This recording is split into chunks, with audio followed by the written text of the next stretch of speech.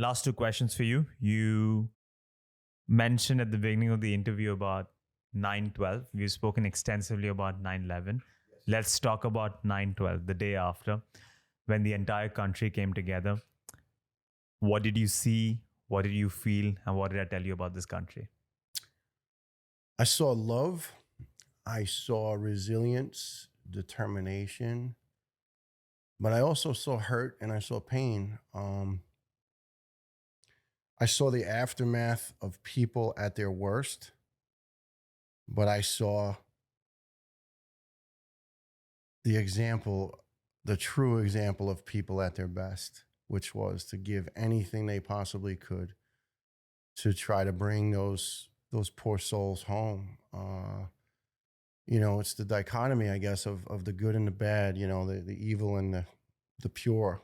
And but the people lined up there that day, it was sort of like, they restored your faith. You realized the goodness, the depth of the goodness.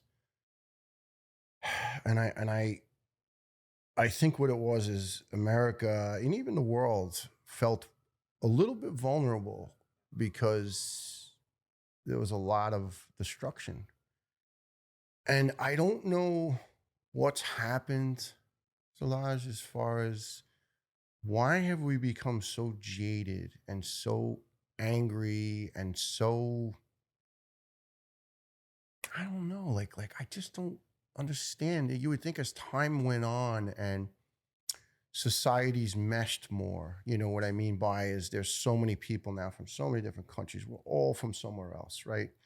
And we're all living life. We're all in the human condition. Like, wouldn't it become obvious to people like, hey, that guy's just like me. He's just trying to make a living for his family or that, girl or that, I don't know. Like, I just feel like we're losing our commonality. Like, we don't relate anymore because we're so, like, some people are so galvanized by issues. They will, if I'm in my views, I'm right to life and I'm fairly conservative in my views.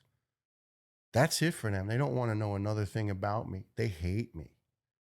Like, that's it, but I don't feel that way about someone that's an ultra liberal progressive. I'd be like, look, I may not agree with you, but I'm still willing to talk to you and get to know you.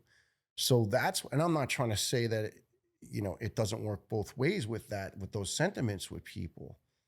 But I came from a time when people would have dialogue, if you had disagreements or you didn't see the same way, instead of yelling at you and screaming at you, and I say, hey, Shalaj, talk to me about that. Like, why do you feel that way? Or why do you think it's better for me to be that way? Like, I would give you that opportunity. Now, boom, they shut the door immediately. That's it. So we're so, like, my kids say to me sometimes, why do you talk to so many people? If we're passing on the street, or I'll be like, hey, good morning. How you doing? And they look at you like, what the frick did you say? And obviously in New York, you can't do that to everybody because you just spend your whole day, greeting people. Yeah. But when it's kind of a one-on-one occurrence, and you don't get it back, and it's kind of strange. Like, everybody's so distrusting and so jaded. But then when you do come across a nice person, they're stunned. It's like, you spent a few minutes having a conversation with me. I said, yeah, you seem like a nice person. And, I remember, like, I was on vacation with my family in Florida, last winter, and this elderly lady thought I was out of my mind for swimming in the ocean when it was 65 degrees. And I said, well, ma'am, I'm from up north. I said, this is a heat wave for me, Yeah. And we got into the most beautiful conversation. She been a nurse for 45 years, and she was quite a bit older than me. And she goes, she asked my name, and I said, she says, Nels, people don't talk anymore. I said, I know, ma'am. I said, it's so sad. I've learned so much from talking to so many people. And it's not like networking. There's people who are out there just daily networking because it's for business. It's for, like, that's what they do. I just love to, again, I don't want to say I hate because it's a bad word, but I don't like bad people. I really don't want to be around them at all. I don't want to engage with them. But I love meeting nice people because everybody's got a story, right? Now, if I passed you on the street, I would have no idea where you're from, why you're here, what you do. And now I'm going, that's pretty friggin' cool, right? And like we're from totally different cultures, different worlds, but yet here we are in the same city, right? Enjoying the same beautiful sunny day. Yeah.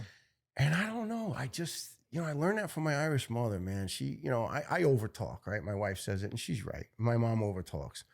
But my mom is such a character. She will do anything for anybody. And I remember she used to say this, and I used to think it was silly. She goes, I know who I am, but do they know who they are? And I went, and I'm like, now I'm going, wow, that's pretty profound. It's so true.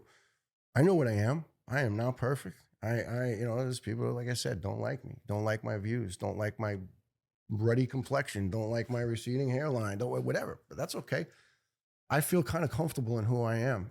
I truly try to be a decent soul, but I just don't know why we're just getting more and more and more jaded. Like I've said this many times and people are tired of hearing it. Now I want to open up a hug booth, right? Just now, right over there in Times Square, free. So you need a hug? Bring it in. Give them a big old hug. When I used to work on the show Rescue Me, that's a tough, tough business, the film industry. And there's a lot of not nice people in it. It's mostly, the money people, and they're just cutthroat. It is cut. And people would drive 2.5 hours to get there, and you work 15, 16 hours on a set, and it's frenetic, it's fast, everyone's barking at everybody, and it's the business. So as I got to know the people, we worked together for 7 years, and they get to know you, and you spend a lot of time with them. So they felt comfortable with it, and I felt comfortable with it. I like to hug people. And many of them said to me, they'd come up and they'd just, hey, I'll be like, all right, bring it in. And kidding around, I say, why do you like hugging me? I had to know, kind of. And they would say, because you just make me feel better about the day. You make me feel like I count. Right? I know another guy, Uncle Artie, we call him. Same thing. He's a bigger hugger than me. I mean, he is just such a character. He's a fireman. And it's so true. He says the same thing. He says, you could see the smile on people's face. It's nothing dubious. It's just sincere and platonic. Hey, I hope you have a good day. And we're all in this human condition together. We're all here to achieve our goals, work at our jobs, love our friends, love our families. I think pretty much most people in the world agree with that. And it's just the bad people that they don't like that, because that doesn't fit their agenda, I hope we can replicate that feeling of togetherness, of love, of community that we saw on 9/12. And Yes. It's sad that it took an event of that scale to bring it together, but hopefully it was so beautiful. Yeah. But unfortunately, it's faded away, Shalaj. I mean, I pray it comes back, because it was the worst of times, but yet it was the best of times.